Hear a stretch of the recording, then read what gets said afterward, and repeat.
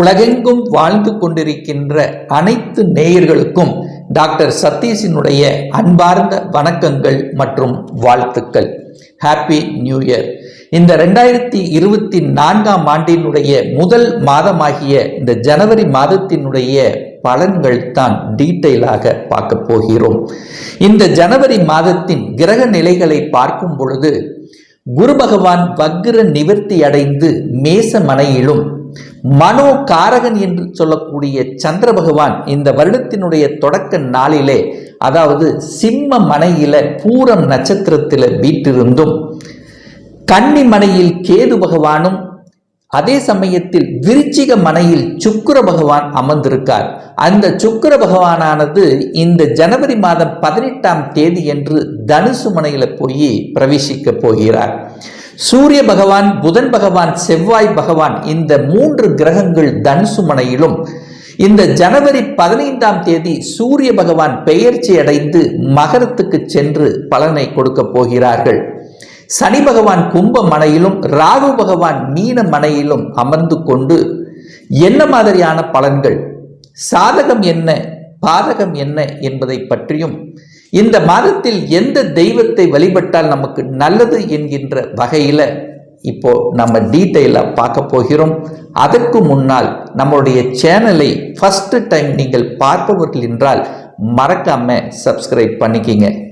கடகராசி அன்பர்களே, இந்த 2024ஆம் ஆண்டு ஜனவரி மாதம் எப்படி இருக்கும் அப்படின்னு பார்க்கும் பொழுது, உங்களுடைய ராசிநாதன் லக்னநாதன் என்று சொல்லக்கூடிய சந்திர பகவான், அதாவது எங்க அமர்ந்திருக்காருன்னா 2ஆம் இடம் என்கின்ற தனம் குடும்ப வாக்கு ஸ்தானத்தில் போய் உட்கார்ந்திருக்கார். அப்போ இந்த வருடத்தினுடைய தொடக்கமே உங்களுடைய செயல்பாடுகள் எல்லாம் குடும்பம் சார்ந்த விஷயமாக இருக்கும். பொருளாதாரத்தை எப்படி வளர்ப்பது என்கின்ற எண்ண ஓட்டங்கள் தான் அதிகமாக இருக்கும். ஆனா உங்க ராசியை, அதாவது இந்த வருடத்தினுடைய முதல் நாள், இந்த மாதத்தினுடைய முதல் நாளே அந்த குருவினுடைய பார்வை உங்க ராசியின் மீது பதிகிறது. அப்போ கடவுளினுடைய அனுகிரகம் என்பது இருக்கிறது. பெரியோர்களினுடைய ஆதரவு என்பது உங்களுக்கு சிறப்பாக இருக்கக்கூடிய அமைப்பு தான். ஆனா அதே சமயத்தில் உங்களுக்கு இப்போ அஷ்டம சனி நடந்து கொண்டிருக்கிறது. அப்போ சில மனக்குழப்பங்கள் ஏற்படுத்தும். அப்போ எந்த ஒரு விஷயமாக இருந்தாலும் புதிய காரியங்களை செயல்படுத்தும் போது ஒரு தடவைக்கு 2 தடவை யோசித்து செயல்படுவது தான் உத்தமம் என்பதையும் மனதில் பதிய வைத்துக் கொள்ளுங்கள். அந்த 2ஆம் இடத்தின் அதிபதி என்று சொல்லக்கூடிய அந்த சூரிய பகவான் எங்கே போய் அமர்ந்திருக்காருன்னா 6ஆம் இடத்தில் அமர்ந்து கொண்டு குருவினுடைய பார்வை பெற்றிருக்கு. அப்ப அந்த குரு என்பது யாரு? உங்களுக்கு பாக்கியத்தை தரக்கூடியவன், உங்களுக்கு யோகத்தை தரக்கூடிய அந்த குருவினுடைய பார்வை பெற்றிருக்கின்ற காரணத்தாலும், அந்த குருவினுடைய பார்வை உங்களுடைய தனஸ்தானத்தின் மீது பதிகின்ற காரணத்தால பொருளாதாரம் சார்ந்த விஷயத்தில் ஏற்றத்தை தரக்கூடிய அமைப்பு தான். அப்ப பணம் கிடைக்குமா, பணம் வளருமா அப்படின்னா நிச்சயமா உங்களுக்கு உண்டு. ஆனா அதே சமயத்தில் பணம் கையாளுகின்ற விஷயத்தில் கவனம், எச்சரிக்கையுடன் நடந்து கொள்ளணுங்கிறதையும் மனதில் பதிய வைத்துக் கொள்ளுங்கள். ஏன் சொல்றேன் அப்படின்னா, அந்த சனியினுடைய பார்வை 8ஆம் இடம் அட்டமஸ்தானத்தில் இருந்து கொண்டு அந்த சனியினுடைய பார்வை 2ஆம் இடத்தில் மீது பதிகிறது, அதாவது தனஸ்தானத்தின் மீது பதிகிறது. அப்ப தனம் கையாளுகின்ற விதம் எப்படி? அப்ப நண்பர்கள் கேட்கிறாங்க, பணம் கேட்டா கொடுத்துடலாம்னா கொடுத்து விடுவீர்கள், ஆனா அவ்வளவு சீக்கிரம் ரிட்டர்ன் வராது. அதே சமயத்தில் ஷேர் மார்க்கெட் இந்த மாதிரியான விஷயத்தில் கையாளுகின்ற போது கொஞ்சம் கவனமாக இருக்கணுங்கிறதையும் மனதில் பதிய வைத்துக் கொள்ளுங்கள். அப்ப அந்த 2ஆம் இடம் என்பது வாக்கு அல்லவா? அப்ப வாக்கு சம்பந்தப்பட்ட விஷயத்தில் கொஞ்சம் பிரச்சனையை ஏற்படுத்தும். அப்போ யாருக்கு வாக்கு கொடுக்கும் போது தெளிவாக பார்த்து கொடுக்கணும். கொடுத்தால் அதை நிறைவேற்ற முடியுமா அப்படிங்கிறதை யோசித்து கொடுக்கணுங்கிறதையும் ஞாபகத்தில் வைத்துக் கொள்ளுங்கள். குடும்பஸ்தானத்தின் மீது சனி படுகின்ற காரணத்தால் குடும்ப உறுப்பினர்களுடன் சின்ன சின்ன வாக்குவாதங்கள் வருவதற்கான வாய்ப்புகள் இருக்கு. பட் அதற்கு நீங்கள் இடம் கொடுக்க வேண்டாம். 3ஆம் நபர்கள் உங்கள் குடும்ப விஷயத்தில் தலையிடுவதை தவிர்ப்பதும், நீங்கள் மற்ற குடும்ப விஷயத்துக்கு போவதை தவிர்ப்பது உங்களுக்கு உத்தமம் என்பதையும் இந்த இந்த காலகட்டத்தில் ஞாபகம் வைத்துக் கொள்ளுங்கள்.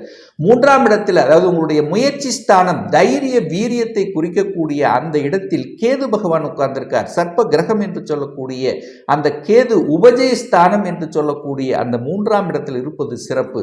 அப்போ அந்த கேது பகவான் கன்னிமனையில் இருக்கும் போது அந்த கேது உங்களுக்கு நன்மையை தரக்கூடிய இடத்தில் இருக்கின்ற காரணத்தால அந்த கேதுங்கிறது முயற்சி. அப்போ உங்களுடைய முயற்சிகள் பலிதமாக கூடிய வாய்ப்புகள் உங்களுக்கு இருக்கு. சிறுதூர பயணங்கள் உங்களுக்கு ஏற்படும். அந்த பயணங்கள் மூலமாக நல்லதொரு வாய்ப்புகள் கிடைக்கும். புதிய புதிய ஒப்பந்தங்கள் உங்களுக்கு கிடைக்கக்கூடிய சந்தர்ப்பங்கள். விற்பனை சார்ந்த விஷயத்தில், அதாவது ஒரு தரகர் கமிஷன் இந்த மாதிரியான துறையில் இருக்கின்ற இந்த கடகராசி என்பவர்களுக்கு இந்த மாதம் உங்களுக்கு சொல்லிக் கொள்ளக்கூடிய வகையில் லாபத்தை தரக்கூடிய சந்தர்ப்பங்களை நிச்சயமாக உருவாக்கும். அந்த கேதுங்கிறது ஞான காரகன் அல்லவா? அப்ப அந்த ஞானம் என்பது உங்களுக்கு இருக்கும். உள்ளுணர்வு அதிகமாக இருக்கும். அப்போ உங்களுடைய உள் மனசு என்ன சொல்கிறது என்பதை ஆழமாக நினைத்து தீர்மானித்து அதை செயல்படுத்தணும் அப்படிங்கிறதையும் ஞாபகத்தில் வைத்துக் கொள்ளுங்கள். 4ஆம் இடம் என்பது சுகத்தை குறிக்கக்கூடிய அந்த இடம். அந்த இடத்தின் அதிபதி எங்க இருக்காருன்னா தனக்கு 2ஆம் இடத்தில் அமர்ந்திருக்கார். குருவினுடைய பார்வை பெற்றிருக்கின்ற காரணத்தால நீங்கள் பிரயாணங்கள் மூலமாக, அதாவது சொந்த ஊரை விட்டு வெளியில செல்லக்கூடிய வாய்ப்புகள் ஒரு சிலருக்கு அமையும். அதாவது வேலை நிமித்தமாகவோ தொழில் நிமித்தமாகவோ இருக்கக்கூடிய அமைப்புகள். ஸோ அதன் மூலமாக லாபங்கள் அனுகூலங்கள் மேம்படக்கூடிய தன்மை. விவசாயத்தில் இருக்கின்ற இந்த கடகராசி அன்பர்களுக்கு இந்த மாதம் நிச்சயமாக, அதாவது நீங்கள் எடுக்கக்கூடிய முயற்சிகள் அனைத்தும் பலிதமாக கூடிய தன்மை உங்களுக்கு சிறப்பாக இருக்கு. அதே சமயத்தில் 5ஆம் இடத்தில் சுக்கிரன் அமர்ந்திருக்கார். அப்போ சுக்கிரன் என்பது அதாவது சுக்கிரன்கிறது கலைத்துறையை சம்பந்தப்பட்ட ஒரு கிரகம் அல்லவா? அது அதிர்ஷ்டம் என்று சொல்லக்கூடிய அந்த 5ஆம் இடத்தில் இருக்கின்ற காரணத்தால கலைத்துறையில் இருப்பவர்களுக்கு திடீரென்று உங்களுக்கு அதிர்ஷ்ட வாய்ப்புகள் கிடைக்கக்கூடிய சந்தர்ப்பங்கள் நிச்சயமாக உண்டு. அதே சமயத்தில் அந்த சனியினுடைய பார்வை 5ஆம் இடத்தில் பதிகின்ற காரணத்தால குழந்தைகளினுடைய நலன் சார்ந்த விஷயத்தில் கொஞ்சம் கவனம் எச்சரிக்கையுடன் இருக்கணும். சின்ன சின்ன உடல்நல தொந்தரவுகள் வருவதற்கான வாய்ப்புகள் இருக்கிறது. குழந்தைகள் கொஞ்சம், அதாவது ஒரு சொல்படி கேட்கக்கூடிய தன்மைங்கிறது கொஞ்சம் குறைவாக இருந்தாலும் நீங்கள் அன்பு ஆதரவுடன் செயல்பட்டால் நிச்சயமாக உங்க பேச்சை கேட்கக்கூடிய அமைப்பு தான். ஏன்னா அவங்களுக்கு கோபம் ஆக்ரோஷம் என்பது இந்த காலகட்டம் கொஞ்சம் இயல்பு அதிகமாகவே இருக்கும்.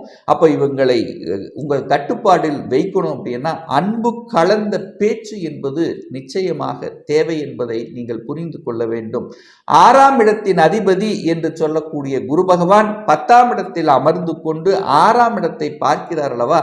அப்ப கடன், உங்களுக்கு கடன் சார்ந்த விஷயத்தில் பார்த்தீங்கன்னா கடன், அதாவது 6ஆம் இடத்தின் அதிபதி என்று சொல்லக்கூடிய குரு பகவான் 10ஆம் இடத்தில் அமர்ந்து கொண்டு 6ல் இருக்கார் அல்லவா? அப்ப கடன் வாங்கக்கூடிய விஷயத்தில் கொஞ்சம் கவனமாக இருக்கணும். தொழில நான் அகலக்கால் வைக்கிறேன், அதிகமாக ஒரு விரிவுபடுத்துறேன் அப்படிங்கிற எண்ணங்கள் உங்களுக்கு புலப்படும். ஸோ அது கொஞ்சம் கவனத்தில் எடுத்துக்கொள்ளணும். தேவையில்லாத கடன்களை தவிர்ப்பது இந்த காலகட்டம் உங்களுக்கு சிறப்பை ஏற்படுத்தும். அதே சமயத்தில் பார்த்தீங்கன்னா கடனை வாங்கி கடனை அடைத்தல் என்கின்ற நிகழ்வுக்கு தள்ளப்படுவீர்கள். ஸோ அதுவும் உங்களுக்கு சென்று கொண்டிருக்கும்.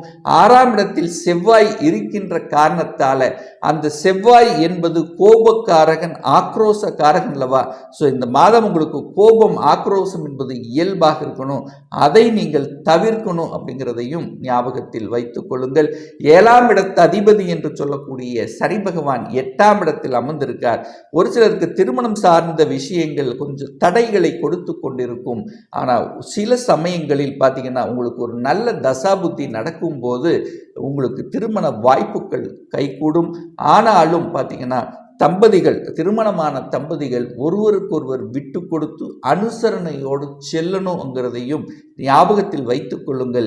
ஏன் சொல்ற அப்படின்னா இந்த மாதம் 7ஆம் அதிபதி 8ல் போய் மறைந்திருக்கின்ற காரணத்தாலும் அந்த கலத்திர காரகன் என்று சொல்லக்கூடிய சுக்கிர பகவானை அந்த சனி பகவான் 8ஆம் இடத்தில் பார்க்கின்ற காரணத்தால கொஞ்சம் ஈகோ தன்மைகள் கொஞ்சம் வெளிப்படுத்தக்கூடிய தன்மைகள். காதலில் இருப்பவர்களும் கொஞ்சம் விட்டு கொடுத்து அனுசரணையாக செல்லணுங்கிறதையும் ஞாபகத்தில் வைத்துக் கொள்ளுங்கள். 9ஆம் இடத்தில் ராகு பகவான் இருக்கின்ற காரணத்தால ஒரு சிலர் பார்த்தீங்கன்னா வெளிநாட்டில் இருக்கக்கூடிய வாய்ப்புகள் இருக்கும். அந்த வெளிநாட்டில் இருப்பவர்கள் கொஞ்சம் அழுத்தம் ப்ரெஷராக இருக்கக்கூடிய தன்மைகள். ஆனால் அதே சமயத்தில் பார்த்தீங்கன்னா இந்த ஏற்றுமதி இறக்குமதி சார்ந்த துறையில் இருப்பவர்களுக்கு அனுகூல வாய்ப்புகளை பெற்றுத்தரும். 10ஆம் இடத்தில் குரு பகவான் இருக்கிறதுனால உங்களுக்கு தொழிலில் வேலையில் எந்த ஒரு மாற்றம் வந்தாலும் அந்த மாற்றத்தை ஏற்றுக்கொள்வது தான் புத்திசாலித்தனம் அப்படிங்கிறதையும் ஞாபகத்தில் வைத்துக்கொண்டு நீங்களாகவே முயற்சி எடுத்து இந்த வேலை எனக்கு பிடிக்கல, எனக்கு அழுத்தம் ப்ரெஷர் அதிகமாக இருக்குது, டென்ஷன் அதிகமாக இருக்குது, இந்த வேலையை வேண்டாம் அப்படின்னு திடீரென்று விட்டு விடுவதை தவிர்த்து கொள்வதும், அப்படியும் மாறணும்னா இன்னொரு வேலையை அமைத்து கொண்டு மாறுவது தான் புத்திசாலித்தனம் என்பதையும் ஞாபகத்தில் வைத்துக்கொண்டு அதே சமயத்தில் பார்த்தீங்கன்னா வேலையில் கொஞ்சம் அழுத்தம் ப்ரெஷர் அதிகமாக இருக்கும். சில வேலைகள் அதாவது ஒரு 2 மணி நேரம் செய்யக்கூடிய வேலைகள் 3 மணி நேரம் செல்லக்கூடிய வாய்ப்புகளும் ஒரு சிலருக்கு ஏற்படுத்தும். ஆனாலும் ஒரு சிலருக்கு பார்த்தீங்கன்னா அந்த சனி 8ல் இருந்தாலும் 8 வலி வேதனை துக்கம் துயரம் அசிங்கம் அவமானம் என்று சொன்னாலும் திடீர் அதிர்ஷ்டத்தை கொடுக்கக்கூடிய இடமும் அந்த இடம்ங்கிறதுனால ஒரு சிலருக்கு திடீர் ப்ரமோஷனும் அடிஷ்னல் ரெஸ்பான்சிபிலிட்டியும் உங்களுக்கு தேடி வரும் அப்படிங்கிறதையும் நீங்கள் ஞாபகத்தில் வைத்துக்கொள்ளணும். 12ஆம் இடத்தின் அதிபதி என்று சொல்லக்கூடிய அந்த புதன் பகவான் எங்கே இருக்காருன்னா 6ஆம் இடத்திலிருந்து 12ஆம் இடத்தையே காமிக்கிறதுனால ஒரு சிலருக்கு அந்த வெளியூருக்கு செல்லக்கூடிய வாய்ப்புகள், டிராவல் பண்ணக்கூடிய வாய்ப்புகளை உருவாக்கும். ஆனால் அதே சமயத்தில் உங்களுடைய அதாவது ஸ்ட்ராட்டஜி பிளானுங்கிறது புத்திசாலித்தனம் என்பது சிலருக்கு மேம்படக்கூடிய தன்மையை உருவாக்கும். ஆனால் உங்களுடைய ரகசியங்கள் எதுவாக இருந்தாலும் அது நீங்கள் பேணி காக்கணும் என்பதையும் ஆழமாக மனதில் பதிய வைத்துக் கொள்ளுங்கள். ஒரு நல்ல தெய்வ வழிபாடு இந்த கடகராசி அன்பர்களுக்கு ஒவ்வொரு சனிக்கிழமை என்று ஆஞ்சநேய பகவானை சென்று வழிபடும் போது நிச்சயமாக மனதில் இருந்து வந்த அத்தனை வகையான பிரஷர் அழுத்தங்கள் குறையுங்கிறதையும் நீங்கள் ஞாபகத்தில் வைத்துக்கொண்டு அதே சமயத்தில் அந்த கேது பகவான் 3ஆம் இடத்தில் இருக்கின்ற காரணத்தால் நீங்கள் ஒவ்வொரு நாளும் நீங்கள் வேலைக்கு சென்றாலும் சரி இங்கே வெளியிடத்தில் சென்றாலும் விநாயக மூர்த்தியை வழிபட்டு செல்லும் போது காரிய சித்தியாகும்ங்கிறதுல எந்தவித மாற்று கருத்தும் கிடையாது.